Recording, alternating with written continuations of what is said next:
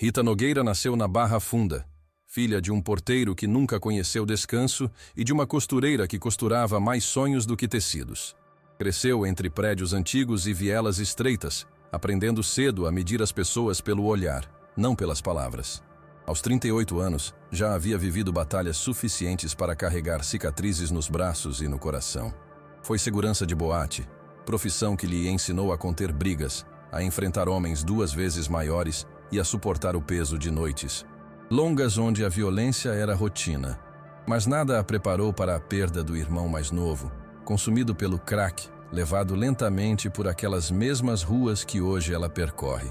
Naquela madrugada em São Paulo, a cidade pulsava em 2 ritmos, o dos corpos derrotados pelo vício e o dos que acordavam cedo para trabalhar. O centro cheirava a fumaça e álcool barato, e o som distante dos trens se misturava a murmúrios e passos apressados.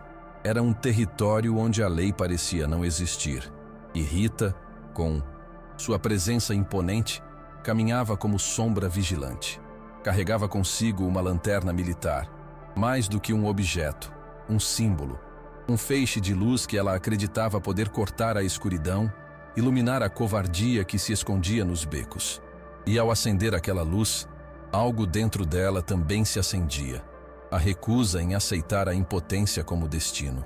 O vento frio da madrugada varria as calçadas molhadas, carregando consigo o eco de gargalhadas roucas, vindas dos bares clandestinos que fechavam as portas. No asfalto, reflexos amarelos dos postes se misturavam às poças d'água, criando a ilusão de uma cidade em chamas líquidas. Era nesse cenário que os trabalhadores atravessavam, com passos curtos, bolsas firmemente presas ao peito, olhos baixos para não chamar atenção. O medo era visível, quase físico, como uma película grudada na pele. Cada esquina era um risco, cada sombra, uma ameaça. E ali, na fronteira entre sobrevivência e desastre, Rita surgia. Seus ombros largos e o andar firme não, eram apenas marcas de quem viveu a violência, mas também sinais de quem decidiu enfrentá-la. Ela não buscava glória nem reconhecimento. Buscava apenas impedir que o destino de seu irmão se repetisse em outros corpos. Para muitos, sua presença era invisível. Para outros, era um sussurro, uma lenda urbana em gestação. Mas dentro dela havia um turbilhão, a mistura de raiva e compaixão que a mantinha em movimento. Rita sabia que a Cracolândia não era apenas território dos viciados, mas também o espelho cruel de uma cidade que escolhia ignorar suas próprias feridas. Rita conhecia cada rua da região central como se fossem cicatrizes abertas no próprio corpo. Sabia onde os nóias se agrupavam para fumar em silêncio, quais becos serviam de atalho para trabalhadores apressados e quais esquinas escondiam emboscadas. Não era a polícia quem mapeava esses territórios, mas ela, que observava em silêncio, noite após noite, guardando mentalmente a geografia da sobrevivência. O contraste lhe doía. Ao mesmo tempo em que via corpos dilacerados pela droga, também via a dignidade discreta de quem seguia para o primeiro turno sem nunca reclamar. Rita se colocava entre esses 2 mundos, como uma muralha solitária. Na Santa Casa, havia quem comentasse em voz baixa sobre uma mulher forte que ronda a madrugada. Muitos não sabiam seu nome, mas a lembrança de uma figura que aparecia nos momentos de maior medo se espalhava como rumor. Entre essas pessoas estava Dona Neuza, faxineira de 62 anos, que atravessava o coração da Cracolândia para alcançar o ônibus. Com passos lentos e mãos calejadas, ela carregava no corpo a exaustão de décadas de trabalho invisível. Para Rita, ver Neuza caminhar intacta era mais que um alívio. Era a confirmação de que sua presença fazia sentido. Cada encontro silencioso entre as duas transformava-se em combustível para a missão que começava a nascer. Mas a cidade não perdoava quem tentava interferir em sua engrenagem. A polícia, distante e indiferente, via a região como um buraco sem fundo, onde o esforço era inútil e a violência inevitável. Nos registros oficiais, eram apenas estatísticas: roubos, espancamentos, overdoses. Para Rita, porém, cada rosto tinha um peso. Cada trabalhador que passava ileso representava uma vitória silenciosa. Cada vítima, uma ferida pessoal. Essa contabilidade invisível a consumia, mas também lhe dava um propósito. O que para as autoridades era apenas caos, para ela era território sagrado, onde se decidia quem sobrevivia à noite. Rita ainda não tinha se transformado em lenda. Era apenas uma mulher em transição, rondando becos com passos firmes, armada apenas de instinto e da lanterna que iluminava a escuridão. O feixe de luz não era só proteção, era aviso. Aos poucos, alguns nóias começaram a evitá-la, reconhecendo na sombra dela um obstáculo. Trabalhadores cochichavam histórias em ônibus lotados, misturando fatos e exageros. E assim, sem querer, Rita começava a se tornar parte do imaginário da madrugada. Metade realidade, metade mito. Ela ainda não sabia, mas a cidade estava prestes a forçá-la a atravessar um limite do qual não haveria retorno. Na memória de Rita, a figura do irmão era constante. Ele tinha apenas 22 anos quando se perdeu de vez, tragado pelo vício que prometia alívio e entregava apenas ruína. Ela lembrava do olhar vazio, da pele que murchava como papel velho, da promessa quebrada de que um dia sairia daquela vida. A morte dele não veio de um tiro ou de uma facada, mas da lenta erosão da alma. Foi essa lembrança que se tornou sua ferida central, a que nunca cicatrizou. Por isso, cada rosto jovem que ela via se deteriorando nas ruas era um espelho que a feria mais fundo, reacendendo a necessidade de reagir. São Paulo, em sua brutalidade, oferecia um espetáculo cruel. De um lado, trabalhadores lutando para não perder o ônibus das 4 da manhã. Do outro, vultos magros, olhos avermelhados, esperando uma distração para atacar. O espaço entre esses mundos era mínimo, e Rita caminhava exatamente nesse fio. A cidade parecia indiferente ao contraste, acostumada a conviver com extremos. Mas para ela, cada madrugada era uma batalha não oficial, invisível para os jornais, ignorada pelas autoridades, mas que determinava o destino de anônimos. Eram essas batalhas que moldavam sua rotina. Não havia salário, nem uniforme, nem reconhecimento. Apenas a disciplina silenciosa de quem se recusava a ser espectadora. Rita contava os minutos, marcava os trajetos, observava padrões. Sabia a hora em que Neuza apareceria com passos curtos. Sabia também a hora em que grupos de nóias ganhavam força após a primeira pedra da noite. Estava atenta como uma caçadora, mesmo sem ainda assumir esse papel. E nessa rotina, sua raiva e compaixão se entrelaçavam, criando um território emocional frágil, prestes a desmoronar. O bairro murmurava histórias, mas Rita ainda era apenas um sussurro. Não havia manchetes, nem filmagens de celular viralizadas. Apenas rumores em pontos de ônibus. Tem alguém vigiando a gente à noite. Alguns falavam com esperança, outros com medo. Mas todos sabiam que algo se movia nas sombras. Rita, entretanto, seguia sem buscar reconhecimento. O que a mantinha viva não era a glória, mas a sensação de estar, de alguma forma, desafiando a mesma escuridão que levou seu irmão. Ainda assim, a madrugada logo colocaria à prova até onde sua coragem poderia ir. A chuva ainda escorria dos telhados, quando Rita ouviu o ronco de uma moto acelerar pela rua Helvétia. O motoboy era jovem, talvez não mais que 25 anos, carregando nas costas uma caixa de entregas manchada pela água. Ele não percebeu os vultos que se moviam nas sombras, mas Rita sim. 3, 4, depois mais 2. Magros, olhos vermelhos, vozes roucas que se aproximavam como hienas em volta de uma presa cansada. Em segundos, o rapaz foi cercado, arrastado da moto e jogado ao chão. O barulho metálico do capacete batendo contra o asfalto fez Rita acelerar os passos. Ela gritou, mas a violência já estava em curso. Chutes atingiram as costelas do jovem. Mãos rápidas rasgaram os bolsos, arrancando celular e carteira. Rita empunhou a lanterna como se fosse uma arma, iluminando os rostos deformados pela fissura. A luz os cegou por um instante. Fez alguns recuar, mas não o suficiente para impedir o ataque. Quando ela se aproximou, O pior já havia acontecido. O motoboy tremia no chão, com sangue escorrendo pela boca, olhos arregalados de puro pavor. Rita ajoelhou-se ao lado dele, tentando afastar os agressores, mas sentiu a frustração gelada da impotência. Chegara tarde demais para impedir a brutalidade. Naquele olhar desesperado do rapaz, algo mudou dentro dela. Não era apenas a raiva pelo que tinha visto, mas a lembrança de um passado que se repetia. O mesmo vazio nos olhos de seu irmão, a mesma sensação de abandono. O motoboy sobreviveu, mas sua expressão gravou-se em Rita como uma cicatriz nova. Foi nesse instante que ela percebeu. Não podia mais ser apenas espectadora. Não podia apenas rondar as ruas esperando o acaso. Precisava agir, precisava assumir de vez o papel que a cidade insistia em negar às autoridades. Naquela madrugada, Rita se levantou diferente. O feixe da lanterna não seria mais apenas um aviso, seria sentença. Se até então caminhava como sombra, agora decidiria ser presença. O batismo da violência não a afastou. Ao contrário, a cravou no destino de vigia. E enquanto o jovem era levado por paramédicos, ela permaneceu imóvel, observando o sangue no asfalto, sentindo que havia cruzado uma linha invisível.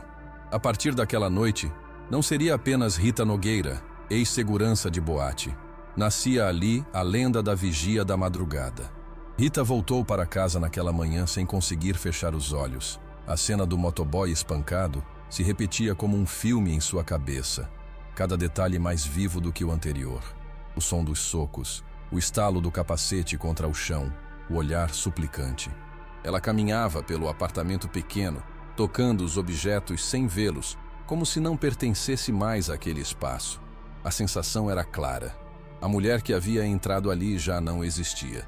Diante do espelho, encarou seu próprio reflexo e viu não apenas uma ex-segurança desempregada, mas alguém convocada por uma missão que não podia recusar. Na noite seguinte, vestiu-se diferente. Roupas escuras, discretas, capazes de camuflar sua presença. Calçou botas firmes, luvas de couro. Prendeu o cabelo para não chamar atenção. A lanterna, antes carregada como precaução, agora era exibida como uma extensão de si mesma. O feixe de luz se tornou mais que ferramenta. Era assinatura, uma marca que anunciava sua chegada. Ao acionar o interruptor, sentiu a mesma energia de quem saca uma arma. Não haveria mais espaço para hesitação. Sua primeira ronda com a nova identidade foi solitária, mas carregada de ritual. Caminhou pela Rua dos Gusmões, passou pela Santa Ifigênia, percorreu cada esquina como se estivesse demarcando o território. Os nóias a observaram, rindo de sua postura, mas não se aproximaram. A lanterna cortava a escuridão como um aviso silencioso. Rita não falou, não precisou. Apenas sua presença já instaurava desconforto. Sentia o coração bater forte, mas não de medo. Era a adrenalina da decisão tomada, da certeza de estar finalmente agindo. E assim, pouco a pouco, o mito começou a nascer. Trabalhadores que atravessavam a madrugada começaram a notar a mulher que rondava as ruas. Alguns diziam que ela afugentava ladrões com gritos. Outros juravam que a vira derrubar um homem com um único golpe. As histórias se misturavam, cresciam, e Rita deixava que crescessem. Não precisava corrigi-las. O que importava era o efeito. A sensação de que alguém vigiava os passos da noite. A vigia da madrugada já não era só uma mulher. Era uma ideia, e ideias não se assustam facilmente. No início, Rita se limitava a intimidar. O grito seco, a postura firme, o feixe da lanterna nos olhos dos agressores eram suficientes para dispersar pequenos grupos. Bastava surgir com passos firmes e olhar de aço para que muitos recuassem. Mas a cada noite a coragem crescia. Deixou de ser apenas presença e começou a agir. Tomava facas de mãos trêmulas, chutava pedras de crack para o bueiro, quebrava garrafas usadas como armas. Sua intervenção não era letal, mas era humilhante. Expunha os nóias ao ridículo, fazendo-os fugir sob o riso nervoso dos próprios comparsas. A rua começava a sentir que havia uma nova ordem silenciosa. A notícia se espalhava em ondas invisíveis. Motoristas de ônibus comentavam sobre Uma mulher que enfrenta os caras da Craco. Balconistas de padaria juravam que ela havia salvado entregadores. Cada relato ganhava contornos diferentes. E quanto mais as histórias variavam, mais se fortalecia o mito. Rita não negava nem confirmava nada. Apenas continuava, noite após noite, a patrulhar os mesmos becos. A cada ação, a cada confronto evitado, a comunidade de trabalhadores noturnos a envolvia em um pacto tácito de silêncio e gratidão. Mas a reação também crescia. Os noias já não a viam apenas como um estorvo, mas como ameaça real. No começo, riam dela. Agora, a odiavam. Os olhos vermelhos carregavam mais do que fissura. Carregavam vingança. Muitos começaram a se unir em bandos maiores, não apenas para atacar vítimas, mas para tentar emboscar Rita. Era uma guerra subterrânea, não oficial, sem manchetes, mas que fervia nas entranhas da cidade. Cada esquina se tornava armadilha. Cada sombra escondia um risco. Rita sabia que a escalada era inevitável e aceitou o preço. O símbolo da lanterna crescia com ela. Para os trabalhadores, era um farol de esperança, uma promessa de que alguém estava olhando. Para os noias, era prenúncio de humilhação e dor. Quando o feixe surgia, corações se acalmavam de um lado e se agitavam do outro. A dualidade dava força à lenda, luz e medo, segurança e desespero, vida e morte. Rita, sem perceber, já não era apenas uma mulher lutando contra a escuridão. Tornara-se parte dela, manipulando o medo como arma. Certa madrugada, um grupo tentou enfrentá-la de frente.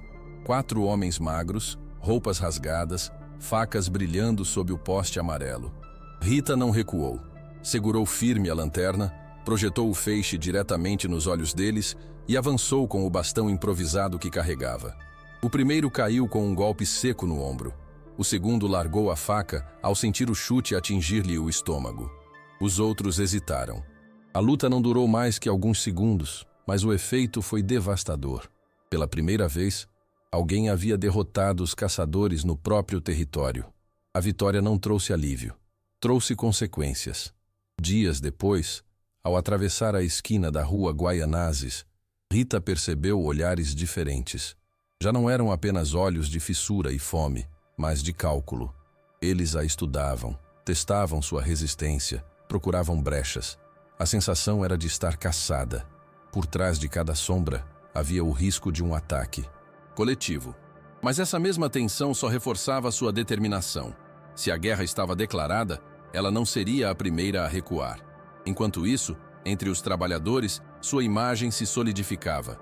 Dona Neuza, sempre discreta, começou a contar às colegas do hospital sobre a mulher da lanterna.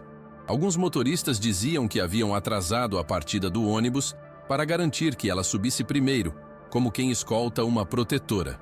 A comunidade começava a criar rituais em torno dela, pequenos gestos de reconhecimento, mesmo sem nunca falar abertamente. Rita sentia o peso e a força dessa confiança silenciosa. Mas a cada noite, a linha entre proteção e violência ficava mais fina. Se antes sua intenção era apenas afugentar, agora a cidade exigia mais. Era preciso derrubar, ferir, desarmar. A lei, ausente, não lhe dava alternativas. A polícia aparecia apenas para recolher corpos ou dispersar com bombas de gás, indiferente aos trabalhadores. Rita entendia, cada vez mais, que estava sozinha, contra 2 inimigos. Os noias da rua e as instituições que a classificariam como criminosa se descobrissem quem era a mulher por trás da lenda. A primeira vez que Rita sentiu o peso real das instituições foi quando uma viatura parou a poucos metros de onde ela havia dispersado um grupo de agressores. 2 policiais desceram, não para agradecer ou registrar a ocorrência, mas para interrogá-la. O olhar desconfiado, o tom hostil, as perguntas rápidas. Quem você pensa que é? Quer brincar de polícia? Eles a trataram como ameaça, não como aliada. A lanterna em sua mão, que para os trabalhadores era símbolo de proteção, para a polícia era apenas prova de vigilantismo ilegal. Rita permaneceu em silêncio, engolindo a raiva. Nos dias seguintes, a perseguição ganhou forma. Um jornal sensacionalista publicou uma nota curta. Surge justiceira perigosa na Cracolândia. A matéria não falava em vítimas protegidas, nem em assaltos impedidos. Pintava-a como desequilibrada, alguém que representava risco à própria população que dizia defender. Nas redes sociais, opiniões se dividiam. Uns a chamavam de heroína, outros pediam sua prisão. O que Rita fazia nas sombras começava a sair à luz, e a luz, naquele caso, podia ser mais cruel que a escuridão. Enquanto isso, os noias se fortaleciam.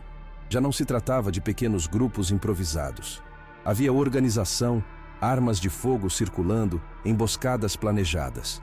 Os becos se enchiam de armadilhas, como se a própria cidade tivesse se transformado em inimiga. Para Rita, cada ronda agora era uma roleta russa. Não sabia se voltaria para casa. Mas apesar do risco crescente, recuar nunca foi opção. A ferida de perder o irmão era a chama que não se apagava. E cada trabalhador que atravessava a noite em segurança era a prova de que sua dor podia se transformar em resistência. O conflito atingiu o ponto em que Rita não enfrentava apenas os criminosos, mas também a narrativa oficial. A polícia a caçava como infratora, a imprensa a moldava como aberração, e os inimigos da rua a queriam morta. A cidade se dividia entre os que a viam como salvação e os que desejavam sua queda. Essa polarização fazia dela não apenas uma personagem marginal, mas um símbolo incômodo. Para uns, prova de que o Estado falhava. Para outros, lembrete de que a justiça com as próprias mãos nunca deveria ser permitida. No coração da madrugada, Rita era agora o centro de uma guerra invisível. A madrugada escolhida para a emboscada não trazia lua. O céu, pesado, coberto de nuvens, parecia cúmplice da escuridão que dominava as ruas da Cracolândia. Rita caminhava em silêncio, sentindo o peso do ar, como se algo a observasse de todos os lados. O feixe da lanterna cortava becos, revelando ratos, lixo e passos que nunca vinham sozinhos. Foi quando ouviu, primeiro um assobio, depois o estalo de garrafas quebradas. Estava cercada. Mais de 10 vultos emergiram da sombra, olhos acesos de fissura, facas em punho, paus, correntes. Não havia escapatória. Beco era estreito, e a única saída era a luta. Rita firmou os pés no chão, ergueu a lanterna como se fosse espada e respirou fundo. O primeiro avanço foi brutal. Um golpe de garrafa contra seu ombro, seguido de facadas que ela desviou por instinto. O bastão improvisado respondeu com fúria, derrubando 2 de uma só vez. Mas eram muitos. O sangue escorria por seu rosto após um corte profundo na testa. O corpo, pesado, pedia trégua. Mas Rita não conhecia a palavra desistir. Cada golpe que recebia era devolvido com o dobro de força, como se a dor a fortalecesse. Os gritos ecoavam pelo beco, não só de quem apanhava, mas de quem presenciava o impossível. Uma mulher sozinha enfrentando 10 homens em um território sem lei. A lanterna, agora suja de sangue, era usada como arma, atingindo rostos, quebrando dentes, marcando sua fúria na carne dos inimigos. Quando já parecia prestes a cair, exausta e cercada, o som das sirenes cortou a noite. Viaturas chegaram iluminando a cena com luzes, vermelhas e azuis, transformando o beco em palco de guerra. Os policiais saíram armados, apontando tanto para os noias quanto para Rita. Por um instante, o tempo parou. Ali, no centro da batalha, a decisão não era apenas prender ou dispersar. Era escolher se a cidade reconheceria a vigia como aliada ou a trataria como criminosa. Rita, ensanguentada, sustentou o olhar dos oficiais, enquanto o silêncio pesado da madrugada aguardava o veredito. Na manhã seguinte, Rita já não estava mais na cidade. Não havia registro oficial de sua prisão, tampouco filmagens que confirmassem sua fuga. Apenas rumores. Alguns juravam que a polícia a levou em silêncio, apagando qualquer rastro para não admitir que uma vigilante fazia o trabalho que lhes cabia. Outros, mais esperançosos, diziam que ela escapou pela própria astúcia, sumindo entre os trilhos dos trens, como sombra que se recusa a ser capturada. O fato concreto era um só. Rita havia desaparecido. Nos dias que seguiram, a Cracolândia conheceu um silêncio inédito. Os ataques diminuíram drasticamente, quase cessaram. Os trabalhadores atravessavam as madrugadas sem o mesmo peso no peito, como se a cidade, de alguma forma, ainda fosse protegida por aquela presença invisível. A lanterna que iluminava becos tornou-se lenda. Alguns diziam ouvir passos firmes atrás de si. Outros garantiam ter visto um feixe de luz surgir no momento exato do perigo. Era como se a vigia da madrugada tivesse se tornado o espírito da própria rua. Para os jornais, era apenas mais uma história esquecida, substituída rapidamente por novos escândalos. Mas para quem viveu aquelas noites, a memória persistia. A figura de Rita não era só lembrança, era símbolo. Um aviso de que, diante da ausência do Estado, a coragem individual podia se tornar muralha contra a violência. Ninguém sabia ao certo onde ela estava, mas todos carregavam a mesma certeza. Enquanto a escuridão reinasse na cidade, a luz da vigia nunca se apagaria por completo. A lenda de Rita Nogueira transcendeu as madrugadas de São Paulo. Para uns, era a prova da falência das instituições, um lembrete de que o cidadão comum estava sozinho diante do caos. Para outros, era inspiração, a ideia de que a coragem de uma única mulher podia dobrar o medo de uma cidade inteira. Entre becos e ônibus lotados, a história da vigia da madrugada passou a ser contada em sussurros, como oração urbana. Um mito que unia trabalhadores invisíveis em torno de uma verdade amarga.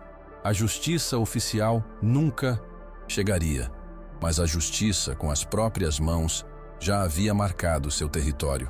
No fundo, Rita tornou-se mais do que pessoa. Tornou-se metáfora da luz contra a escuridão, da fúria contra a indiferença. Sua ausência era presença constante, lembrada nos passos apressados, nas esquinas molhadas de madrugada, nos olhos cansados de quem precisava atravessar a cidade para sobreviver. E talvez fosse esse seu maior legado, mostrar que quando o Estado falha, alguém precisa erguer a lanterna. Mesmo que custe o próprio nome, o próprio corpo, a própria paz. Se essa história te prendeu até o fim, comente, curta e compartilhe para que a lenda da vigia da madrugada continue iluminando a escuridão.